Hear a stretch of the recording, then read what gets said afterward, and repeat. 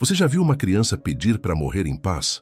Não para viver, não para brincar, não para sonhar, para morrer em paz, com um último pedido.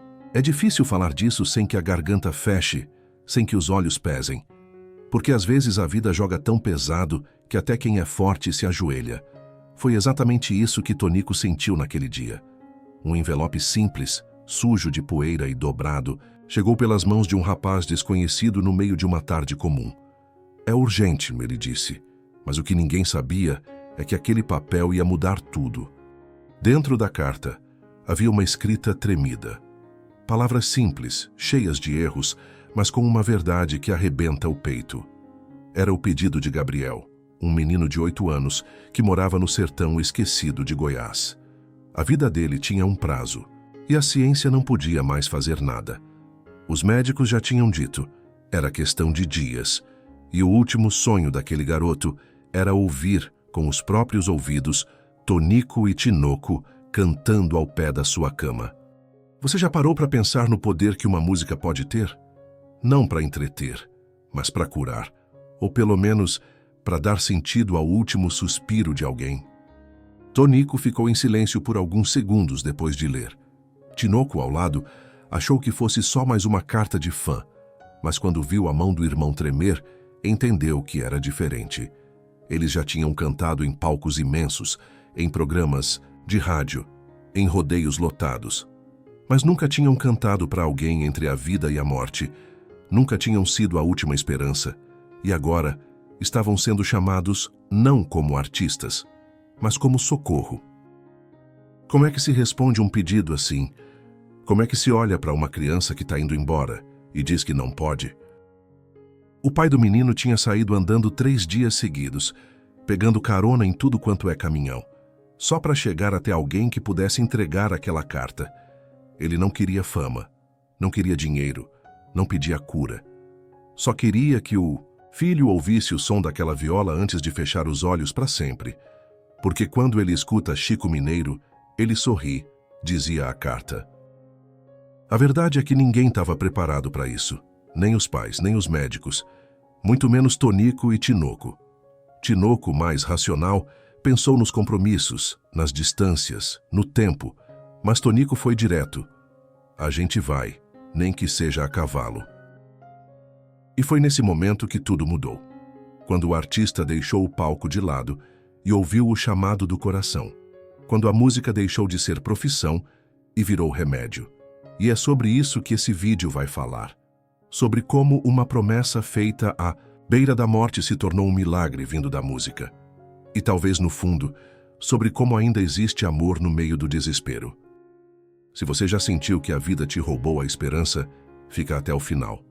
Porque essa história não é só sobre um menino doente. É sobre o que a gente faz com o tempo que ainda temos. E sobre como, às vezes, tudo o que alguém precisa é ser ouvido. Agora me responde, e se fosse seu filho? Você acredita que uma música pode salvar alguém? Deixa seu comentário aqui embaixo. Quero saber. Dizem que cartas não têm voz, mas essa o gritava. Tonico percebeu assim que tocou naquele envelope amassado. Tinha cheiro de estrada, de pressa, de desespero. Não era daquelas cartas que os fãs mandavam com elogios e pedidos de autógrafo. Essa tremia nas mãos, mesmo fechada. Tinoco, mais prático, quase não deu atenção. Mas Tonico, ele tinha uma coisa que pouca gente percebe. Ouvia o silêncio. E naquele envelope havia um silêncio pesado, quase desesperador. O rapaz que trouxe a carta nem sabia explicar direito. Disse que estava voltando de uma viagem, quando um homem de rosto seco e olhos fundos o parou na beira da estrada. O pai do menino. Entregou o envelope com fé, não com certeza. Como quem joga uma garrafa no mar e reza para a correnteza certa encontrar alguém que se importe. E encontrou. Tonico rasgou com cuidado a lateral do papel, como se tivesse medo de machucar ainda mais o que já vinha ferido. Dentro, o bilhete começava assim. Senhores Tonico e Tinoco, me perdoem escrever assim, mas é a única forma que encontrei. A caligrafia era fraca, com pausas no meio das palavras, como se a criança que escreveu estivesse parando para respirar entre uma letra e outra. O que veio depois foi uma pancada. Aquelas palavras, tortas e sinceras, contavam que Gabriel, de apenas 8 anos, sofria de uma condição que nenhum hospital do interior sabia nomear. Tudo no corpo dele estava falhando. Os médicos disseram que não havia mais nada a fazer. O tempo dele estava acabando. Mas no meio de tanta dor, Gabriel ainda tinha um desejo: ouvir com seus próprios olhos e ouvidos os 2 irmãos cantando, ao vivo, nem que fosse por uma música, uma única canção. Você consegue imaginar o peso disso?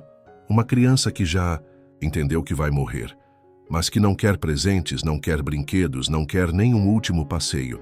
Ele só quer a presença, o som da voz daqueles 2 violeiros que ele ouvia todo domingo no radinho velho do pai. Tonico fechou os olhos. Tinoco desviou o olhar. O mundo ficou um pouco mais quieto naquela sala, porque naquele momento eles entenderam. Aquilo não era um convite, era um chamado. E se aquele menino fechar os olhos, sem ouvir aquilo que lhe dá paz? E se a música que sempre o segurou nas madrugadas de dor faltar justo na última? Talvez você esteja assistindo esse vídeo esperando mais uma história bonita, mas não é isso. É muito mais, porque tudo começou com uma carta, mas podia ter sido com você, com seu filho, com alguém da sua rua, e ninguém ali era santo, nem herói, nem milagreiro. Mas diante de uma dor tão honesta, ou você vira as costas, ou você se vira. E quando você é Tonico e Tinoco, e percebe que sua voz pode ser o último colo de alguém, você vai. A história deles muda a partir daqui, e a de Gabriel também. Mas o que vem a seguir, ninguém imaginava. Fica comigo, porque o que acontece na estrada até o hospital vai te desmontar. Agora me diz, se você recebesse essa carta, o que faria? Gabriel nunca foi notícia, nem manchete, nem apareceu na TV. Mas naquele pedacinho de chão seco, escondido entre as cercas tortas do interior de Goiás, ele era tudo para uma família inteira. O caçula de 3 irmãos, Gabriel cresceu como qualquer menino da roça, correndo no barro, subindo em árvore, caçando vagalume com as mãos. Até que um dia, o corpo dele começou a falhar. Primeiro, ele caiu da bicicleta e a ferida demorou mais de 1 mês para fechar. Depois, perdeu peso sem explicação. A comida já não descia, a febre veio e ficou. A mãe achou que era verme, o pai achou que era fraqueza, mas nenhum remédio caseiro dava conta. Quando finalmente conseguiram levar o menino ao hospital mais próximo, a quase 5 horas de estrada, a notícia veio seca, sem abraço, sem esperança. É uma doença degenerativa rara. A gente não tem os recursos. Preparem-se. Como assim preparem-se? Como é que se prepara para ver o filho apagar? Nos dias seguintes, Gabriel deixou de brincar. Depois parou de andar. E, por fim, parou de sorrir. O radinho de pilha era o único que ainda arrancava algum brilho dos olhos dele. E sempre que tocava Nitonico e Tinoco, ele pedia silêncio. Queria ouvir cada palavra, principalmente Chico Mineiro. A mãe perguntava, "Por que você gosta tanto dessa música, meu filho?" E ele respondia baixinho, "Porque parece que alguém me entende ali." Aquilo ficou na cabeça do pai. Uma madrugada ele acordou com Gabriel respirando com dificuldade. A enfermeira corria, os monitores apitavam. Ele segurou a mão do filho e perguntou, "Filho, o que você quer? O que o pai pode fazer?" E Gabriel, com a voz quase apagada, respondeu, "Se eu escutar eles cantando para mim, eu posso ir em paz." Foi nesse momento que o pai se levantou, pegou a única muda de roupa boa que tinha, dobrou a carta que o menino ditou entre sussurros e saiu pela estrada. Ele não sabia onde estavam Tonico e Tinoco, nem se ia conseguir. Mas como é que se diz não para um pedido desses? Você já parou para pensar no que pediria se soubesse que o fim está perto? Gabriel não pediu a cura, não pediu mais tempo, pediu presença, pediu voz, pediu música. Isso diz muito sobre a alma de uma criança e sobre o quanto a gente esquece do que realmente importa. Enquanto isso, Tonico ainda segurava aquela carta. Tinoco olhava pela janela, em silêncio. Era como se cada linha daquele bilhete virasse uma pergunta direta para o coração deles. E você? Vai fazer o que com o dom que tem? Vai cantar só para plateia que paga ingresso? Ou também para quem precisa sobreviver até o último acorde? A imagem que ficou gravada foi essa. Um menino magro, em cima de uma cama velha, olhando para o teto, esperando. Esperando dois senhores de chapéu que talvez nem soubessem que ele existia. Esperando o único milagre que ele ainda acreditava ser possível.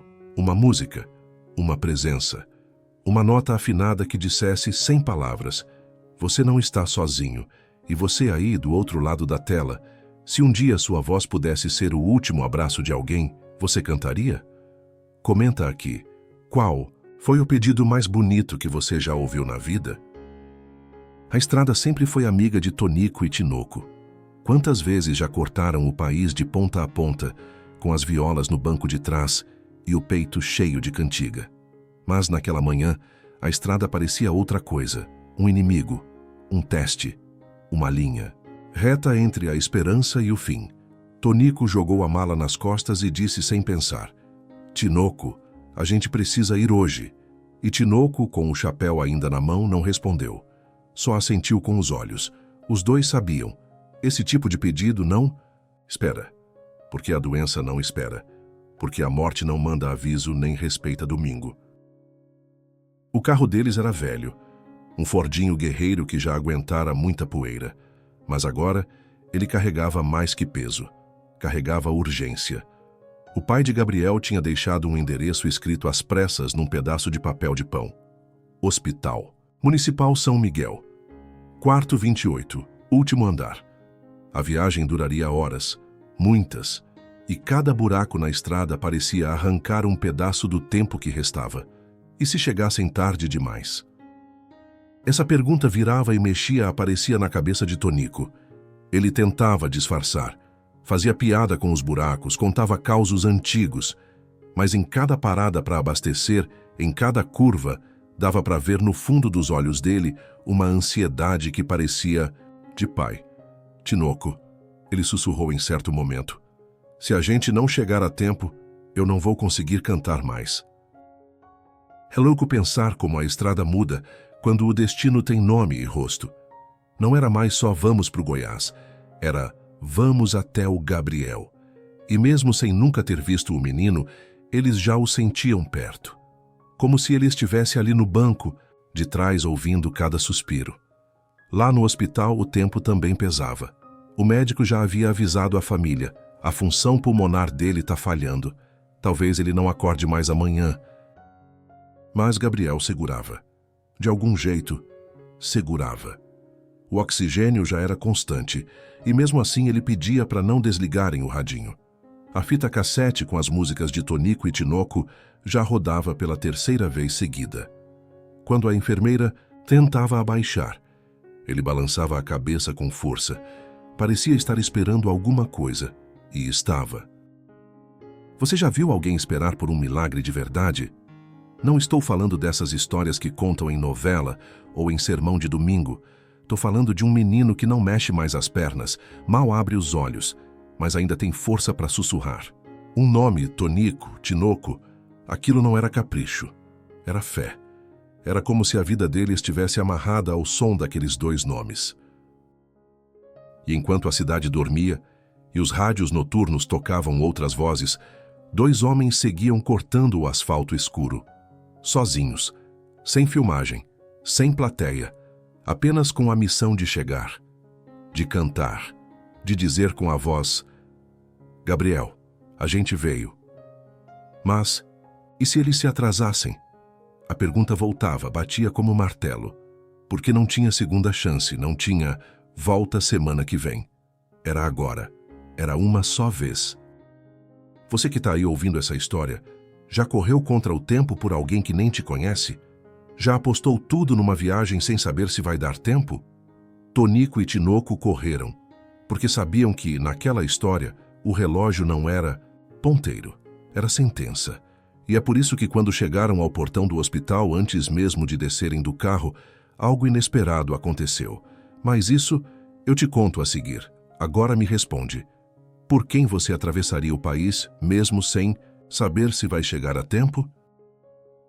A recepção do hospital estava silenciosa demais para 1h da manhã.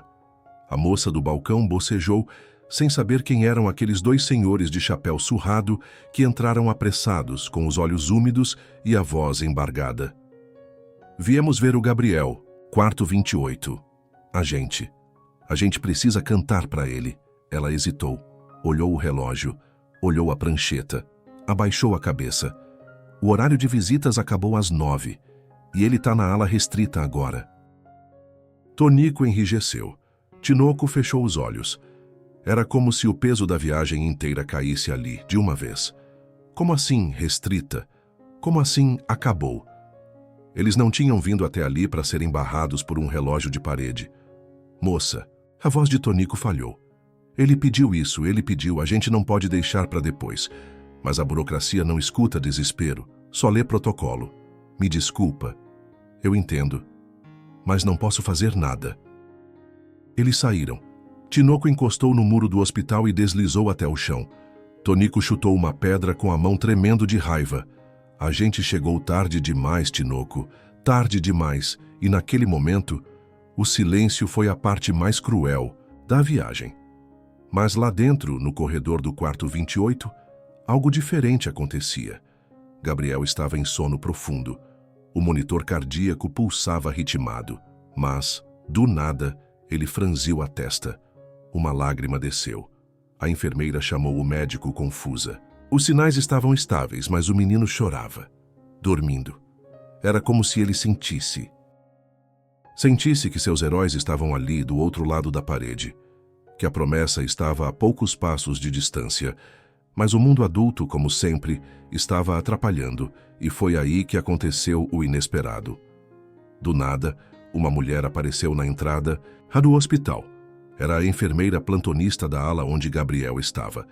Ela olhou para Tonico e Tinoco, com olhos arregalados e a voz trêmula.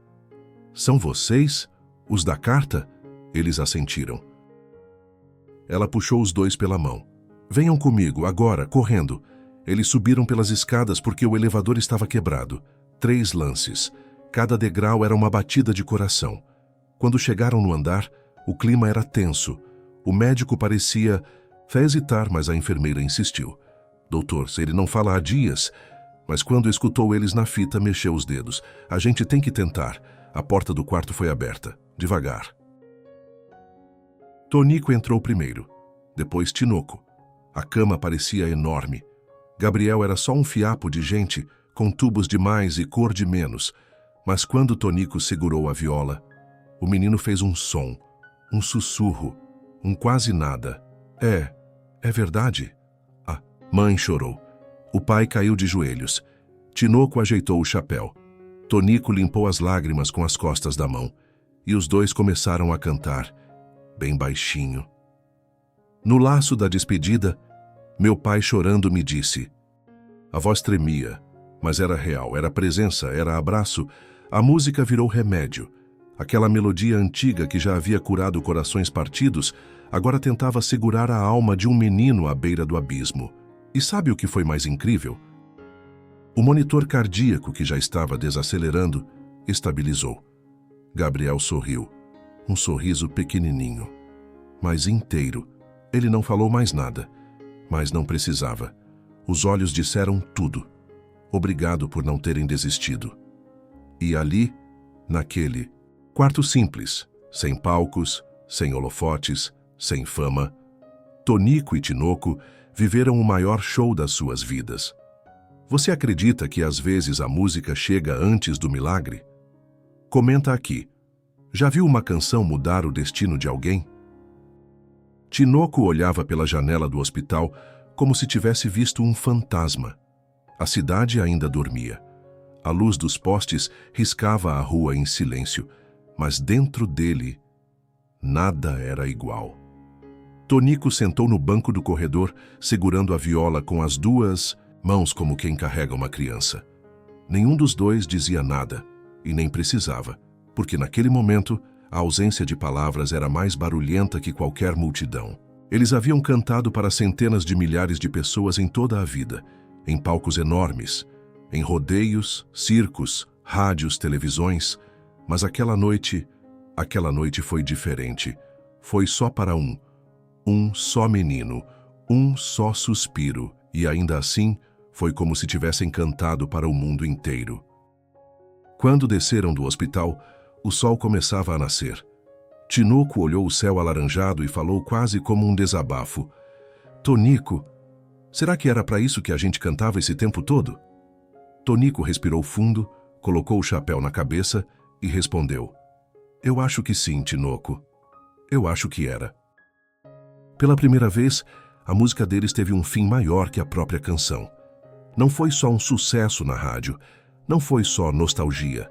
Foi vida, foi força, foi remédio para um menino que precisava de algo que nem os médicos conseguiam dar. Aquilo mexeu com eles. Dias depois, já de volta à fazenda, Tonico não conseguia mais cantar as músicas como antes. Cada palavra agora tinha um peso diferente.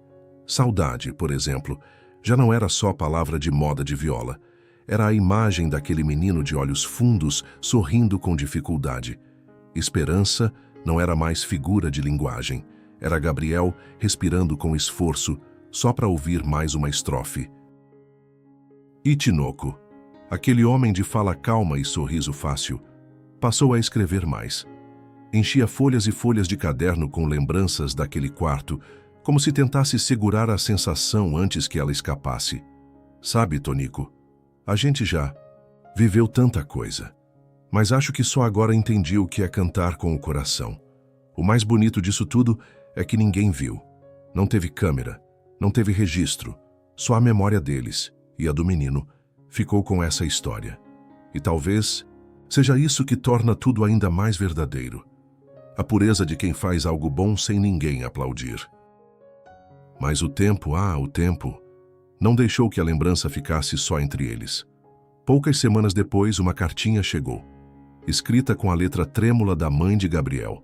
Ela dizia: "Ele ainda está lutando, e todas as noites, mesmo fraco, pede para ouvirmos a fita." Ele sorri. Sorri, senhores, pela primeira vez em muito tempo. Tonico chorou ao ler. Tinoco também. E ali, em silêncio, os dois perceberam. Aquela viagem não foi um acaso. Aquilo era missão. Era destino. Eles haviam cantado para o Brasil, mas agora cantavam por alguém. E é isso que muda tudo, não é? Você pode ter uma carreira inteira, pode ganhar prêmios, dinheiro, reconhecimento, mas um momento verdadeiro, um gesto que toca uma alma, isso vale mais que tudo. Agora me diz, qual foi o momento da sua vida que te mudou para sempre, mesmo que ninguém tenha visto? O envelope era simples, papel amarelado sem remetente, com o nome Tonico e Tinoco escrito com uma caligrafia tremida. Chegou num fim de tarde abafado, entregue por um carteiro que nem sabia o que carregava nas mãos. Tinoco abriu primeiro, leu uma linha, parou, respirou e passou a carta para o irmão com as mãos tremendo. Tonico leu e não disse nada. Mas os olhos disseram tudo. Era da mãe de Gabriel. Aquela cartinha não trazia boas novas. Não dessa vez. Nosso menino descansou. Essas 3 palavras perfuraram o silêncio da varanda, como se fossem um trovão seco. Não havia trilha sonora. Só o som do vento passando pela palha do chapéu de Tonico. Mas a carta continuava. Ele foi em paz, cantando baixinho. A última coisa que ele sussurrou antes de dormir foi obrigado pelos violeiros. E sorriu. Tonico fechou os olhos. Tinoco olhou para o céu, como quem procurava uma resposta nas nuvens. Como explicar a dor que não é só sua? Como lidar com uma saudade que vem de alguém que você conheceu por tão pouco tempo, mas que tocou tão fundo? Aquela cartinha doía, como uma despedida de alguém da família. E talvez fosse isso mesmo, porque sem perceber, Gabriel tinha virado parte da alma dos dois. Mas o que veio depois foi ainda mais forte. A mãe, no fim da carta, revelou uma última coisa. No dia em que ele partiu, ouvimos a fita mais uma vez, mas dessa vez ele não chorou. Ele ficou em silêncio e sorriu como quem entende tudo. como quem sabe que está indo, mas vai levando um pedaço bonito com ele. E junto da carta, ela enviou algo inesperado, um desenho. Rabiscado com mãos frágeis, mas com alma de gigante. 2 homens com chapéu, segurando uma viola com asas nas costas. E no meio deles, um menino de mãos dadas, sorrindo. A legenda embaixo dizia: "Meus anjos da música." Tinoco chorou. Tonico segurou o desenho contra o peito, como se fosse o próprio Gabriel. Era como se aquele garoto tivesse deixado mais do que saudade, deixou propósito. Depois disso, os 2 irmãos passaram a fazer uma coisa diferente. Em todo show, por menor que fosse, eles contavam a história do menino Gabriel. Falavam dele como se fosse um parente, cantavam Chico Mineiro com a voz embargada. Tinoco colocava o desenho do garoto colado na viola, como uma espécie de escudo contra o esquecimento. E aquilo mudou o jeito que as pessoas ouviam. Porque a história não era só de Gabriel. Era sobre amor, sobre presença, sobre não deixar para depois. Era um alerta disfarçado de canção. Se você pode fazer algo bom agora, faça. No fim das contas, aquele menino que parecia pequeno demais para mudar alguma coisa, ensinou aos 2 maiores violeiros do Brasil a coisa mais valiosa que alguém pode aprender, que um gesto simples, feito com o coração, pode atravessar o tempo e pode viver para sempre, mesmo depois da última nota da última canção. Agora deixa eu te perguntar, você acredita que algumas pessoas aparecem na nossa vida só para deixar uma lição que a gente nunca vai esquecer? Conta aqui nos comentários. Quem foi o Gabriel da sua história? Os anos passaram. O tempo, como sempre, fez o que sabe fazer. Levou vozes, levou palcos, levou aplausos. Tonico se foi primeiro em 1994. Tinoco ficou mais um tempo, com a alma meio pela metade, até também descansar em 2012. Mas tem uma coisa que o tempo não conseguiu levar. Aquele desenho, feito por um menino chamado Gabriel. Ele ainda está lá, guardado com cuidado pela família. E quem teve o privilégio de ver, diz que parece que o papel ainda respira, como se cada traço carregasse a presença de uma alma que veio ao mundo só para ensinar algo urgente, puro, essencial e o mais bonito. É que ninguém viu essa história nos jornais. Nenhuma reportagem contou. Nenhum documentário oficial mostrou. Mas quem ouviu Tonico e Tinoco depois daquele dia, sentiu. Sentiu na voz. Sentiu na escolha das palavras. Sentiu que algo ali tinha mudado. E mudou mesmo. Porque existe um tipo de amor que não faz barulho, que não precisa de holofote. É aquele que acontece entre uma canção e um coração ferido, entre 2 violeiros e um menino com olhos cansados. E esse amor continua, ecoando. Nos discos antigos, nos versos de Tristeza do Jeca, no silêncio entre uma nota e outra. E talvez até aqui, nesse vídeo, nessa conversa entre eu e você, ele esteja presente, como uma brisa que passa devagar, mas muda tudo por dentro. Porque é isso que histórias assim fazem. Elas não acabam, elas viram parte de quem escuta. Talvez você esteja aí assistindo com alguma dor engasgada, alguma saudade que não cabe mais. Talvez você tenha perdido alguém. Talvez conheça alguém lutando por mais um dia de vida. Talvez só esteja cansado.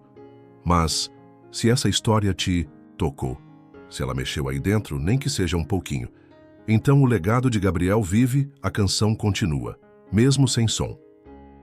Mesmo sem voz. Agora eu queria te pedir uma coisa, de coração.